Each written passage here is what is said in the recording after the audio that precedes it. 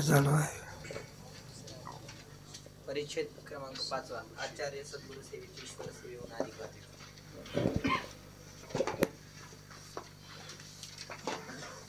गुरुसेवेची अधिकता सांगितलेली आहे. 2 सेवेचे प्रकार आहे ना, एक गुरुसेवा आणखी दुसरी कोणती, तेव्हा ईश्वर सेवेपेक्षा सुद्धा गुरुची सेवा वाजवा.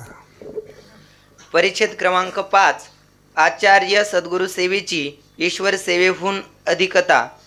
अधिकारी म्हणजे जिज्ञासू पुरुषाने ब्रह्मरूप असलेल्या आपल्या सद्गुरूंची सर्व भावाने सेवा केली तर श्रीगुरु प्रसन्न होऊन परमतत्वाचा उपदेश करतील. बरं, कशाचा उपदेश करतील?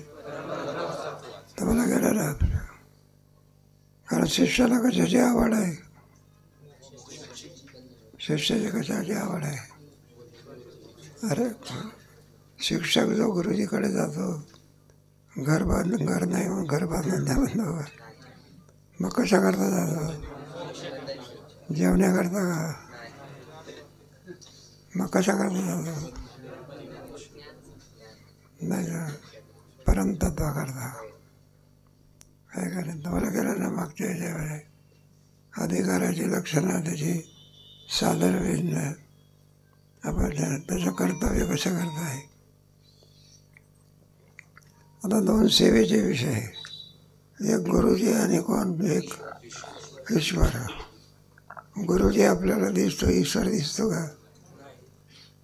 मग ईश्वराची सेवा करणारे वेळे म्हणावे लागते, आणि ईश्वराची सेवा करणारे काय म्हणते, तर दिसत नाही की ईश्वर दिसतो का? गुरु दिसतो मात्र, काय करा. पण ईश्वर सेवा कशा करता सांगितलेली आहे, नाही सांगता येत. ईश्वर सेवा शास्त्राने कोणाची गीतेमध्ये ठिकठिकाणी आहे ना, ईश्वर सर्व उद्देश दृष्टी ब्राह्मण सर्व भूतानी आहे का, यंत्रारूढानी. पुढचा श्लोक, तमेव शरणं गच्छ सर्व. हे पाय सेवा आली, तमेव शरणं गच्छ. सेवेमध्ये शरण विधी आहे का, जो मजो अनन्य शरण.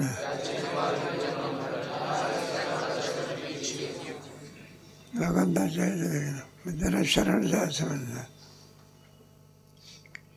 मग ईश्वर जरी आपल्याला दिसत नसला, त्याच्या सत्तेवरून ईश्वर काय करावं लागतो, काय करायचं. एखाद्या मुलाचा बाप जरी दिसत नसला, पण मुलावरून बाप काय करावं लागतो. एखादा मुलगा म्हणायला लागला, म्हणला बापच नव्हता, कोणी कबूल करेल का? हा भाऊ नाही, भाऊ नव्हता, मान्य आहे. बहीण नव्हती, आहे का नाही, शेती नाही, बाडी नाही, घर नाही, मान्य आहे. पण म्हणाला बापच नव्हता. मग तसा ईश्वर काय कशावरून आपण त्या मुलावरून मुलाच्या सिद्धी करता त्याचा वडील काय करावं लागतं, तसं जगताच्यावरून आपलं ईश्वर काय करावं लागतं. काय जगताचा करता कोण? गतिर्भरता प्रभू साक्षी आहे काय. मग एक ईश्वर आपल्याला काय करावं लागतं. बरं तर दिसत का तो व्यापक आहे, आकाश दिसते का? ईश्वर परिच्छिन्न आहे का व्यापक आहे? काय का 9व्या अध्यायातला शेवटचा श्लोक आहे ना, इथे का गीतेमधला 9व्या. गीता म्हणजे काय म्हणा,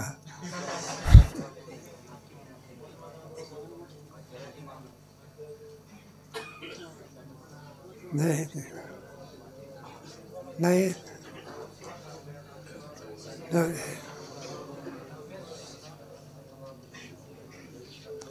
उद्या सांगा की.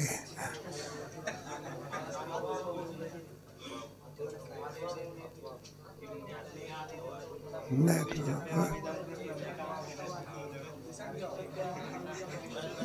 त्याच्यात ईश्वर सांगितलेलं आहे. उद्या सांगा की जाऊ दे. अथवा बहु नैतेन किं ज्ञातेन अथवा भाऊ नाही ते किम ज्ञातेन ज्ञातेन तव अर्जुन विष्टभ्यामिदं विष्टभ्याम कृष्ण मेकांक्षेन स्थितो जगत. म्हणजे याच्यावरती एका अंशामध्ये काय जगत आहे. अथवा भाऊ नाही ते किम ज्ञातेन अथवा विष्टभ्यामिदं कृष्ण. पाहून का होईना सांगितले उपकारच आहे की.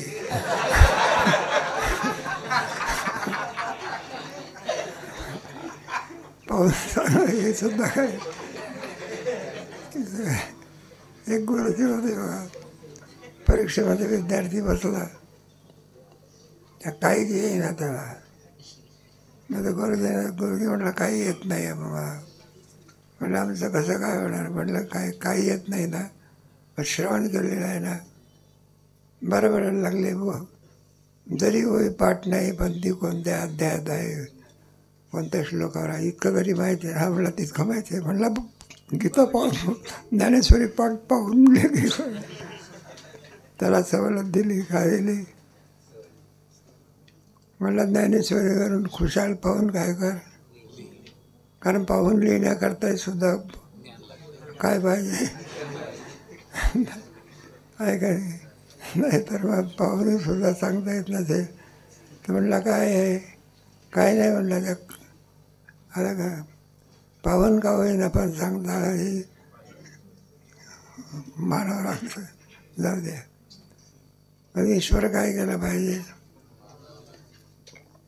आता इथे सांगायचं आहे. गुरु आणि ईश्वर वेगळा नाही. गुरुर ब्रह्मा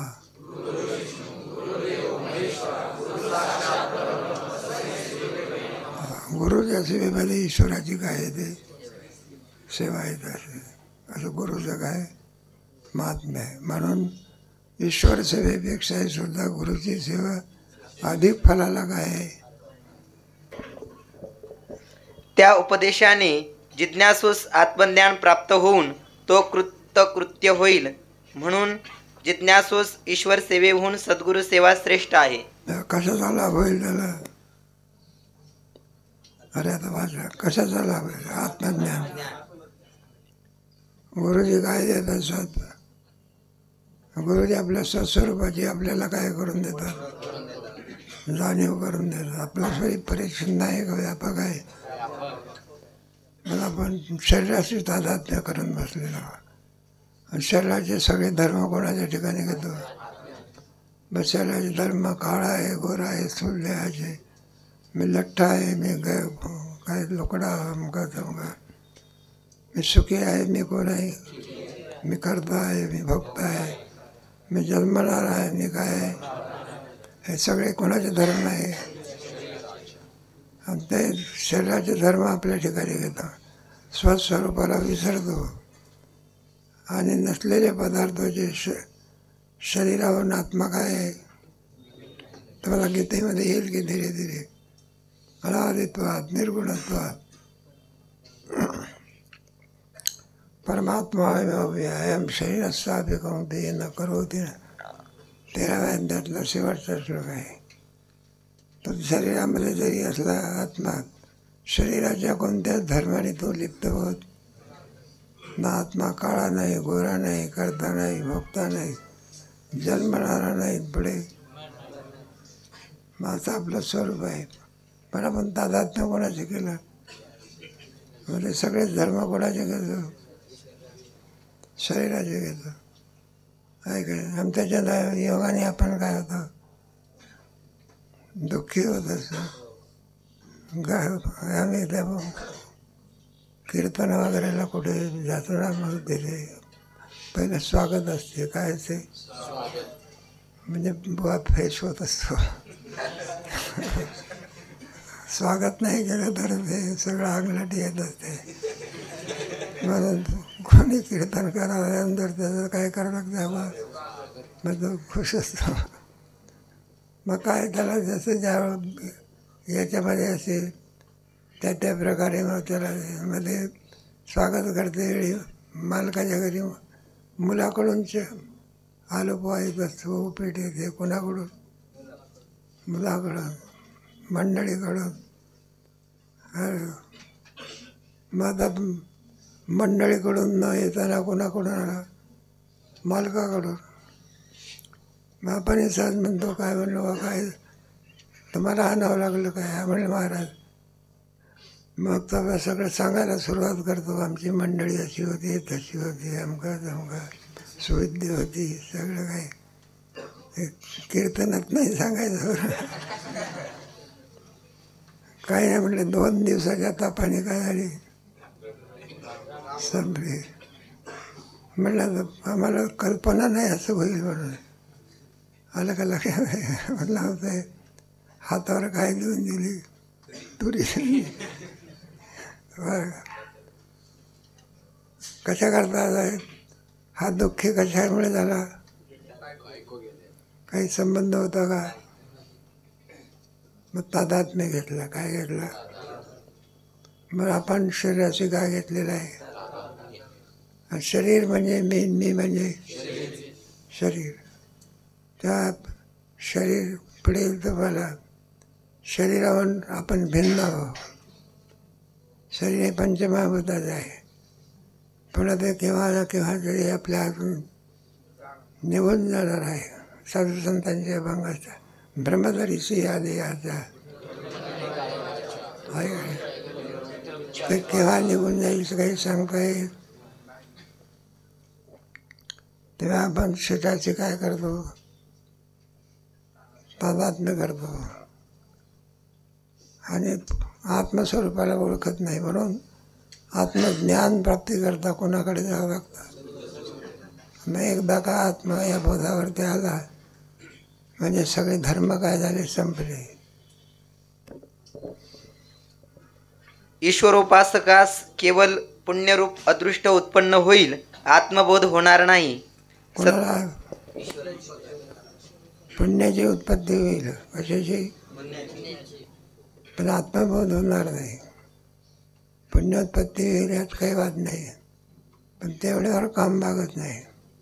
त्या पुण्याच्या योगाने, कोणाच्या योगाने बरं का, ब्रह्मवेत्या पुरुषाची काय पडेल गाणं. कोण पुण्य कोणा गाठी, फौज यायची अशी जे हरिहरीला म्हणेन दिले संसाराची. एक गुरुचं लक्षण आहे. तो का म्हणे त्यांची भेटीन होई संसाराची. परीक्षेला प्रभंग होता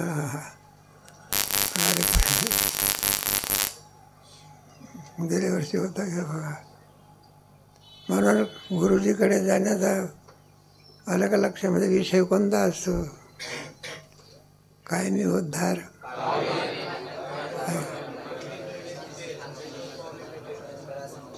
म्हणून मी सांगा, ईश्वर सुद्धा काय करत नाही, ज्ञान देईलच सांगता येत नाही. ईश्वराच्या ठिकाणी दया नाही बघा. हे यथामाम जसं ज्याचं कर्म असेल. पण संतांच्या ठिकाणी काय, येथे उपकारासाठी आहे का नाही. म्हणून ईश्वर सेवेपेक्षा गुरुची सेवा कशी आहे.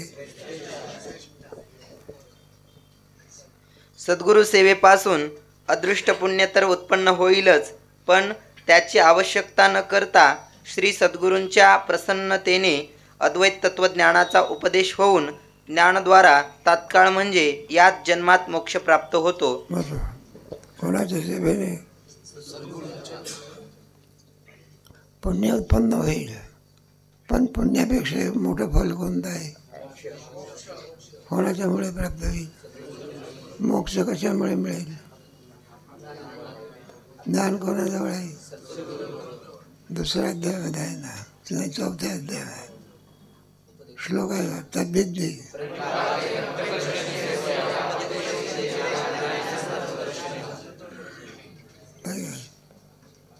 ते तर सेवा झालं. बसून ज्ञानेश्वर व्हायचं. जाऊ द्या, आपलं चाललेलं आहे. आणि ईश्वराची सेवा कोणालाही करता येते. गुरुची सेवा नाही आता कुठे करता येते. गुरुची सेवा होण्याकरता अपरोक्ष ज्ञान पाहिजे ना. आणि ईश्वराची सेवा परोक्ष सुद्धा सेवा करताय. पण गुरुच्या आपल्या ईश्वराच्या सेवेपेक्षा गुरुच्या सेवेमध्ये अधिक फळ आहे. पुण्य जरी प्राप्त झालं तरी जन्ममरण चुकत नाही. ज्ञान प्राप्त झालं म्हणजे जन्ममरण काय होते? ज्ञान कोणापासून मिळतं? बस आहे. पुढे वाचा. याच जन्मात मोक्ष प्राप्त होतो असे दृष्ट फल आहे. ईश्वर सेवा केवळ अदृष्ट फलाला हेतू आहे आणि सद्गुरु सेवा अदृष्ट आणि दृष्ट फलाला हेतू आहे. काय फरक आला त्याच्यात? अरे गुरुच्या मध्ये त्याच्यात काय फरक आला? दोन फल प्राप्त होतात. ईश्वराच्या सेवेमध्ये पुण्यच होते फक्त. श्रीगुरूच्या सेवेमध्ये आणखी काय मिळते? ज्ञान प्राप्त. दोन फल आहे का? एखादं केळीचं झाड असलं त्या केळीच्या झाडामध्ये दोन फलं आहे. कोणते दोन फलं आहे? ते केळी मिळते, घड मिळते. आणि जेवण्याकरता काय मिळते? दोन फलं आहे का? दोसा खातो आपल्याला लाभ होतो ना. आपल्याकडे जास्त विषय नाही. ते उत्तर भारतामध्ये बेलीच्या झाडाला फार पाहत आहे. बेलीच्या झाडाचं त्याच्यामुळे बेला सीताराम बाबाई त्याचं सरबत करतात. उन्हाळ्याच्या पुष्कळात आरोग्याकरता फार उपयुक्त आहे बेलाचे झाड. आपल्या संस्थेचं सगळे झाड. त्या बेलाचं काय करतात? सरबत करतात. एक फायदा. आणि बेलीच्या पाण्याने शंकराचं काय होते? बाबळीच्या पाण्याने का? म्हणून ते पवित्र आहे. शंकराला काय पाहायचं असते? विष्णूला, गणपतीला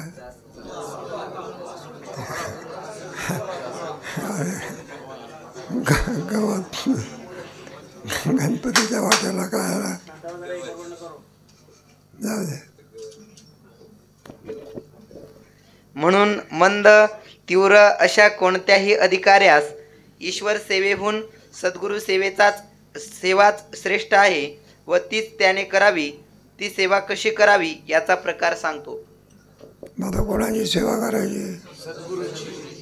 आहे का? आपल्या सद्गुरु सेवेमध्ये अधिक लाभ असल्यामुळे ती सेवा कशी करायची? पण जे तुमचं लक्षण याच्यामध्ये सांगितलं ना साधकाचा, तेच लक्षण येते. साधकाच्या लक्षणामध्ये विचार केला ना आपण, त्याच्यामध्ये मलविक्षेप जाण्याकरता नित्यनैमित्य काय करावं लागतं? काय काय जोपर्यंत मल आणि विक्षेप आहे तोपर्यंत साधक नाही. विषय आणि अरे डायरेक्ट निषिद्ध कर्म करतो साधक आहे का?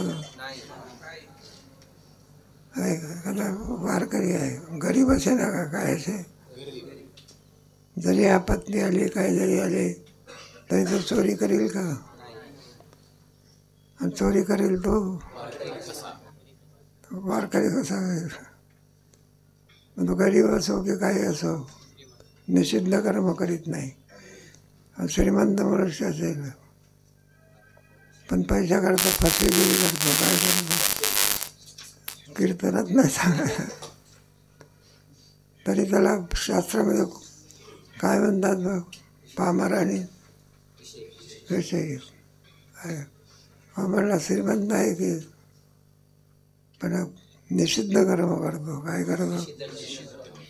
गरीब आहे वारकरी पण काय भीत कर्म करतो आहे ना. भीत तुमच्या वारकरी शिक्षण संस्थेमध्ये आल्यानंतर तो कोणत्या कर्मात प्रवृत्त होतो? विहित कर्मात. हा निषिद्ध कर्माचा काय करतो? आजपर्यंत काय कोणतं कर्म करीत होता? आता कोणतं कर्म करतो? हा मोठा फायदा आहे. परिच्छेद क्रमांक 6 सद्गुरु सेवेचा प्रकार. बरं. ज्यावेळी श्री सद्गुरूंचे दर्शन होईल त्यावेळी दंडप्राय साष्टांग नमस्कार घालावा. तेव्हा ज्यावेळेला सद्गुरूचं दर्शन होईल त्यावेळेला काय घालावा? कसा नमस्कार करावा? असं का? अलीकडे पद्धत आलेली आहे. नमस्कारामध्ये आता वेगळे वेगळे प्रकार आले आहे. दुसरीकडे नमस्काराची पद्धत आहे. काही काही ठिकाणी आम्ही जातो ना, विभिन्न माणसाची, मोठे शिकलेले माणसं असतात. नमस्कार म्हणतात, बुवा हात द्या. बरं बुवा हात द्या. आणि तो आपला असा करायचा. मला म्हटलं बा हात घेतला ना असं करते, मारते का कोणाचा?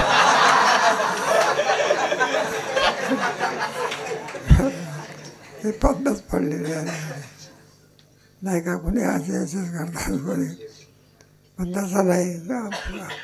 साधक आश्रमात आहे बा, दंडप्राय काय करतात? नमस्कार. पहिला विधी कोणता आहे?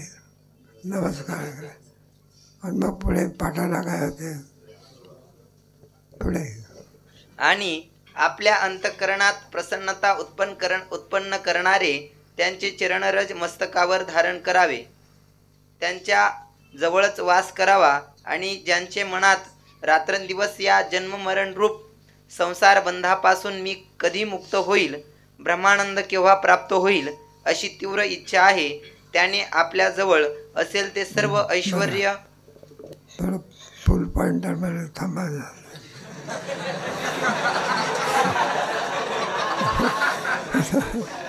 अर्धे पूर्णविराम असते ना, काय असतं अर्धविराम पूर्णविराम.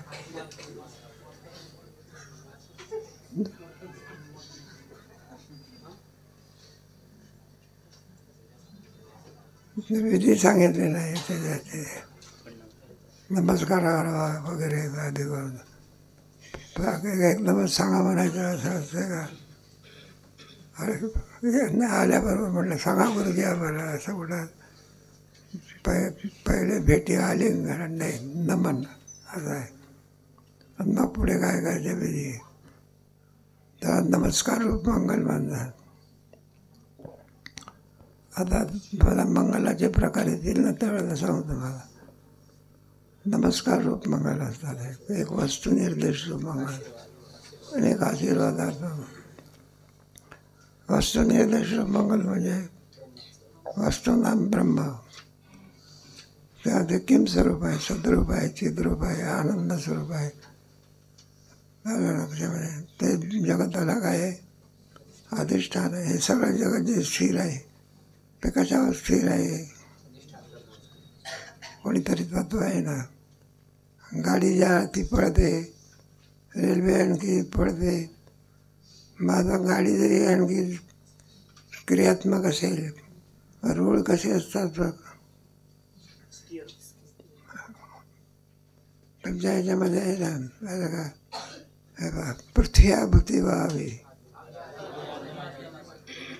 काय का नाही.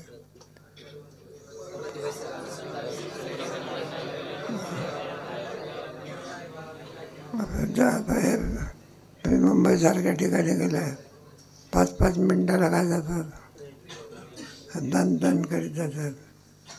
पृथ्वी कशी आहे? स्थिर आहे. उद्या पृथ्वी जराची झाली तर काय नाही, सगळ्या मुंबईच्या बिल्डिंगा आपोआप पडतील. दुसरी करून पाडण्याचं काही कामच नाही. स्थिर तत्व असावं लागतं. कोण याचं वर्णन ते 12व्या अध्यायामध्ये आहे. कोणत्या अध्यायात? ज्ञानेश्वर महाराजांनी चळे ना ढळे.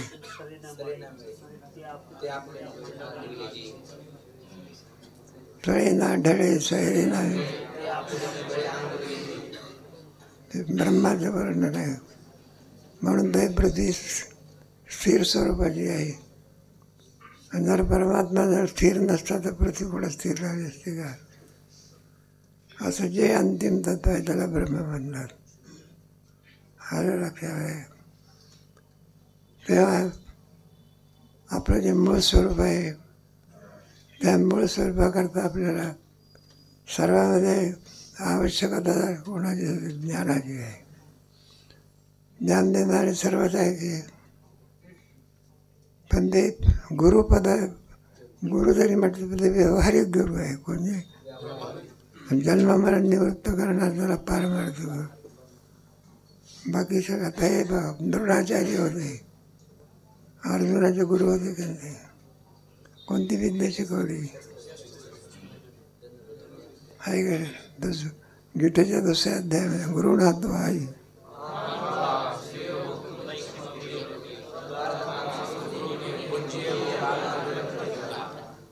व्यवहारिक गुरु होते. कोणते होते? भगवान श्रीकृष्ण मोह कोणी घालवला काय करे? मग द्रोणाचार्य गुरु नव्हते का? मग नाही, कोणी का असे ना तुम्हाला उपदेश करणारा असला तरी त्याला गुरुच्या स्थानी काय करायचं? मग तो मृदंग शिकव का गायन शिकव आणखी काय शिकव नाही. त्याचे उपकार आहे ना तुम्हाला. उपकार काय केले पाहिजे? मानले पाहिजे काही. पण मुख्य पदाला कोण कारणीभूत होतो? ब्रह्मनिष्ठ.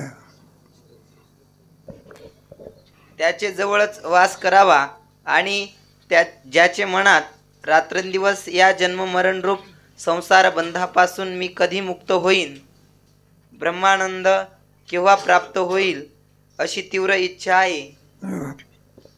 काही इच्छा धरण गुरुची सेवा करायची, आमचा उद्धार केव्हा होईल. आणि ज्याला उद्धाराची तळमळ असते, उद्धार कळत असतो, त्याला साधक जिज्ञासू म्हणत असतात. काय म्हणायचं? साधक असतात. मनुष्य थोडं विषांत होतं. मनुष्य प्रयोजन अगोदर काय असतं? त्या प्रयोजनाला अनुसरून पुढचे विधी असतात. कोणत्याही कार्याला असं आहे ना, त्याला प्रयोजन असल्याशिवाय मनुष्य काय होत नाही. आंब्याचं झाड उगीच लावतो का आपण? कशा करता लावतो? सावली करता का? मग फला करता. शेतकरी पेरतो कशा करता? आणि जर फल मिळत नसेल तर मग मनुष्य देह कशा करता आहे? सगळ्या दुःखातून मुक्त होण्याकरता आहे का? त्याचं प्रयोजन आहे. ते प्रयोजन कोणाच्या द्वारा साध्य होते? गुरुच्या द्वारा. गुरुच्या द्वारा होते म्हणजे अर्थ काय? तर गुरुच्या जवळ ज्ञान असतं आणि त्या ज्ञानाने काय होतं? तो भक्त होतो. विना ज्ञानाशिवाय गुरुपदाला योग्य होऊ शकत. अशी तीव्र इच्छा आहे. त्याने आपल्याजवळ असेल ते सर्व ऐश्वर, मन, वाणी, फार तर काय स्वतःचे शरीरही सद्गुरूस अर्पण करावे. शिष्य साधकाच्या जवळ काय आहे? अरे का गरीब माणूस आहे. श्रीमंत माणसाच्या जवळ धन असतं की, गरीबाजवळ काय आहे? माझा काय करायचं? साधक किंवा गरीब काय करतात? गरीबही सुद्धा गुरुची सेवा करू शकतो, श्रीमंतही करू शकतो.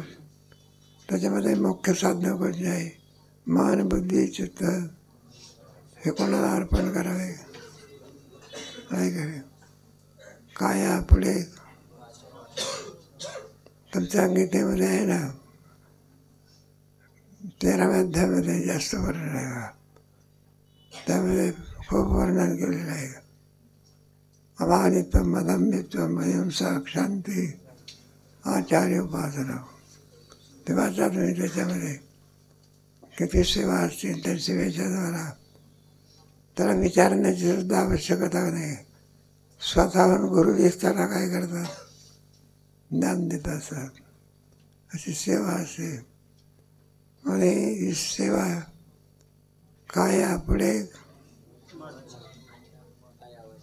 वाणी शरीराने सेवा करतो, तोंडाने शिवे देतो, मनाने बोलतो, चिंतन करतो. मग तिचं एकीकरण झालं पाहिजे.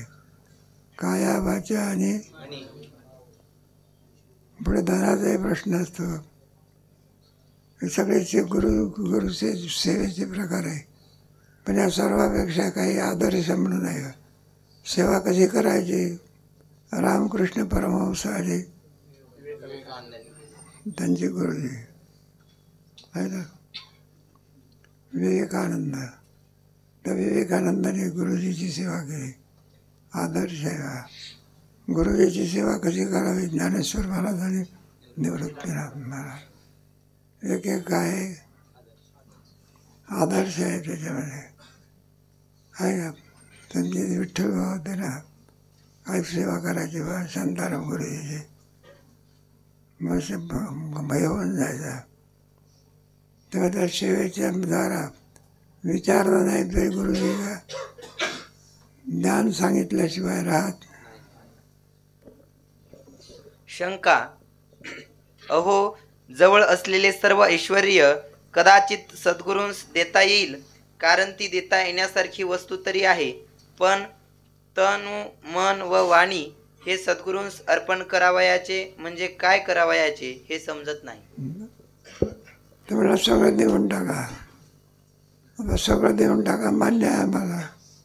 धन काय करता येईल?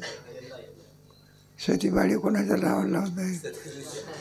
देता येईल का? मन नावाची वस्तूची बाहेर काढायची आणि द्यायची असं काही आहे का? आहे का रे? त्याचा समवाय संबंध बनणार.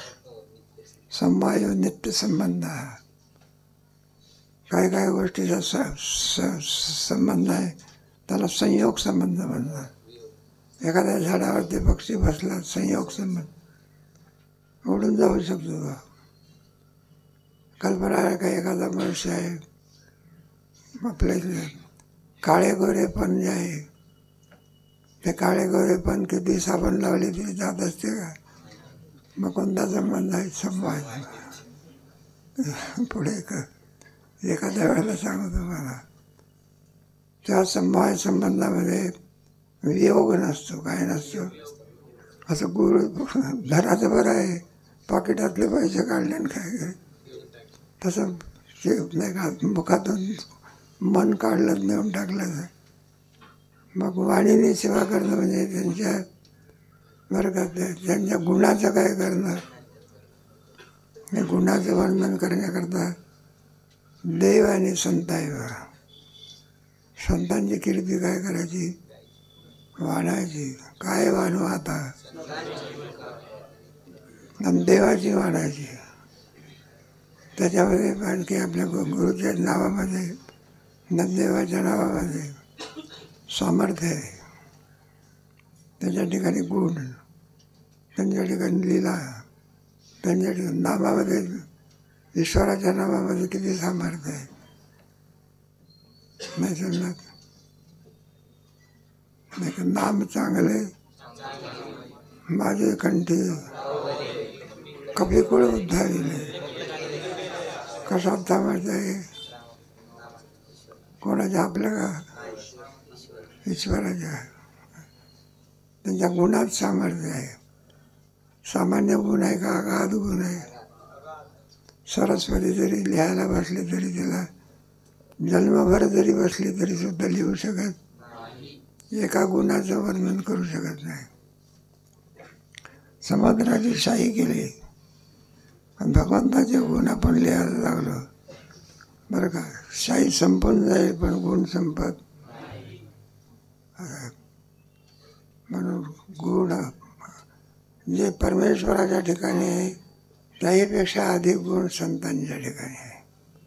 ज्ञानदेव ज्ञानदेव म्हणतात, वासुदेव जीव तो तुकाराम तुकाराम. संतामध्ये असा किती गुण आहे. लीला काय पाहिजे, लीला तर काही विचारूच नका बघा. सगळे शास्त्र पुराण वगैरे थकून गेलेले आहे ज्यांच्या लीला. मग हे सगळं काय कशामध्ये असतं, भगवंताच्या लीला अगाध लीला आहे. काय भगवान श्रीकृष्णाच्या लीला, ज्ञानेश्वर महाराजांनी लीला बिंद चालवली. काय रेड्याच्या मुखातून काय बोलावलं बघा. एक ऐकून भक्ताच्या चरित्रात आहे. एका राजाला मुलबाळ काहीच नव्हतं. कुटुंबाला सांगितलं म्हटलं आहे बा, मुलगा झाला तरच राहायचा, आणि मुलगा झाला नाही तर म्हटलं घर सोडून. कोणाला सांगितलं, राणीला. योगायोग असा राणीला मुलगी झाली. काय झाली, आणि त्याने सांगितलं घर सोडून काय करायचं. मग तिने लपून ठेवलं. म्हणलं महाराज मुलगी नाही झाली, काय झाला, आणि त्याला मुलाचा पोशाख करून द्यायचे. काय करायचं आता मुलाचा पोशाख करून द्यायचा म्हणजे मुळामध्ये कोण आहे, बाई. पोशाख कोणाचा, आता बाईला कुठं मिशा कुठं असं.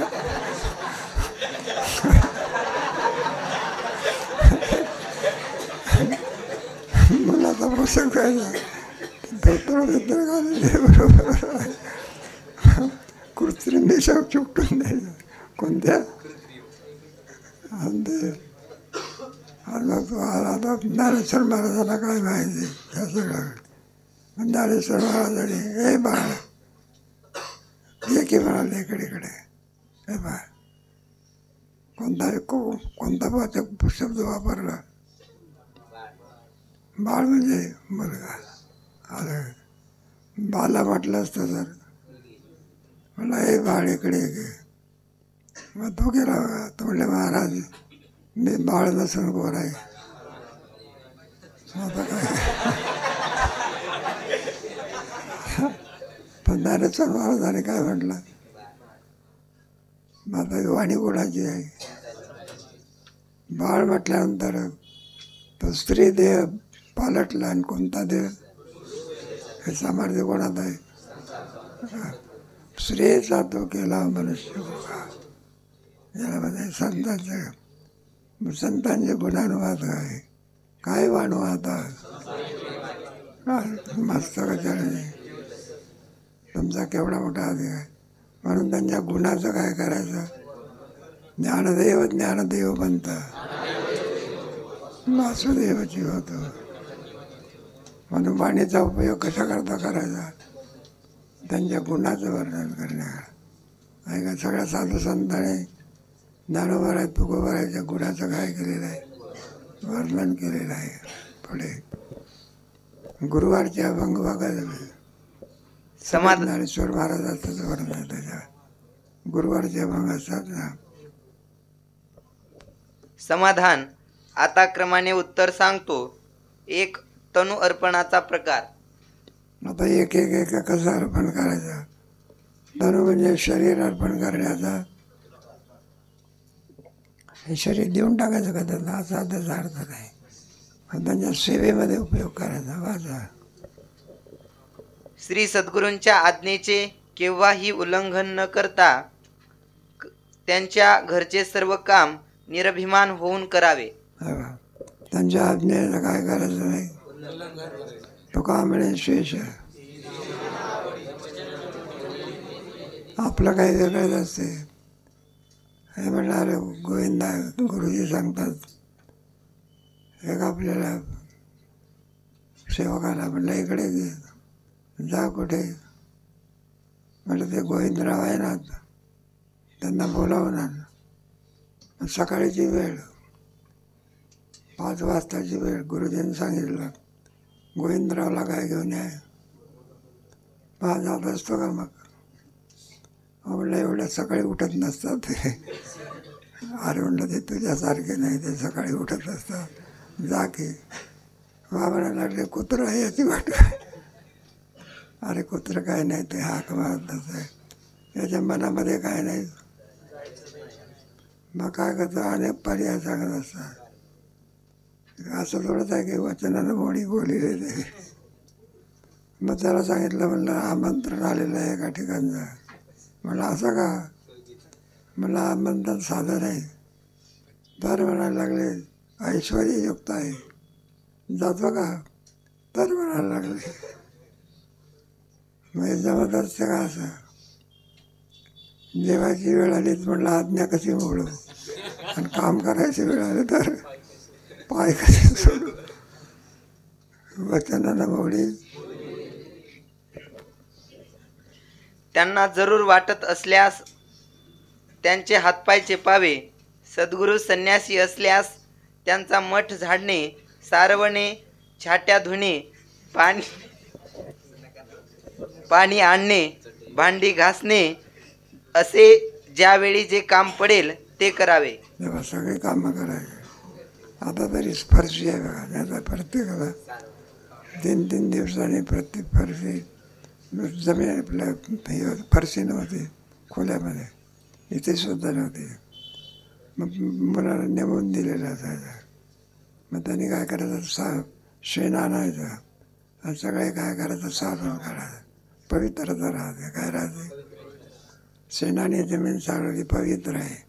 आणि फरशी काय, त्याचं काय चालायचं, फरशीमध्ये जास्त जर तिचा जास्त उपयोग करायला लागला तर पाय घसरला तर अरे कसा काय पडला म्हणलं, परिसून पाय घसरला.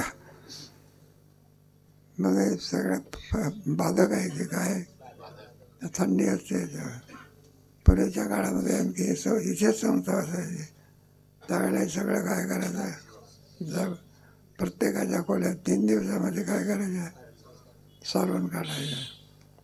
मध्ये कोणी खायचे ना. कशाकरता सांगितलेला, शारीरिक सेवा बनायचं. कोणती सेवा? सडाचं मार्जन करणे, त्यांची भांडी घासणे, त्यांचं धोतर धुणे वगैरे सगळी सेवा. गुरुजी सांगत नाही, पण आपण केल्याशिवाय. सद्गुरू गृहस्थ असल्यास त्यांच्या इच्छेनुरूप घरची कामे करण्यात शरीराचा उपयोग करावा. त्यांचीच का, त्यांच्या घरची सुद्धा, त्याच्या घरची सुद्धा कामं करण्यामध्ये शरीराचा काय करायचा. त्याच्यामुळे आपल्याला ज्ञानाला योग्य होतो. कशाला? पुढे सद्गुरू गृहस्थ नसतो असे नाही, कारण उद्दालक याज्ञवल्क्यादी गृहस्थ सद्गुरू असल्याची वेदांत प्रसिद्ध आहे. आपल्या याच्यात सगळे वारकरी संत तर काय सगळे गृहस्थी आहे. फक्त ज्ञानेश्वर महाराज खेरीज केले तर सगळे काय बाकी. गोरोबा काका सुद्धा गृहस्थी, सावता महाराज सुद्धा, नरहरी सुंदर सुद्धा, सगळे काय. फक्त ब्रह्मचारी कोण होते, मग त्यांची आपण काय करायची. ग्रस्ताश्रम स्वीकारणं हा काही गुन्हा नाही. ग्रस्ताश्रमामध्ये राहणे सुद्धा आपल्याला जे पाहिजे ते मिळवण्याची सामर्थ्य ग्रस्ताश्रमामध्ये आहे. अरे अतिथीला भोजन घालणं कोणाचा विधी आहे का? बली वगैरे नाही का. तुमच्या कोणी गोकुळाष्टमीचा उपवास करतं, उत्सव करते. रामजन्माचा काय करणे, हे ग्रस्ताश्रमाचं काय काय ना त्याच्यावर जाऊ दे. अशा प्रकारे गुरुच्या सेवेचा प्रकार नाही. गुरुच्या सेवेचा काय शारीरिक प्रकार कोणता, आता कोणता प्रकार आला, संपलं का? याप्रमाणे सद्गुरू सेवेत स्थूल शरीराचा उपयोग करणे हा तनु अर्पण प्रकार म्हणावा. पुढे दुसरा मनाचा आहे का? मग मनाचा कधी सांगायचा, ते सांगा.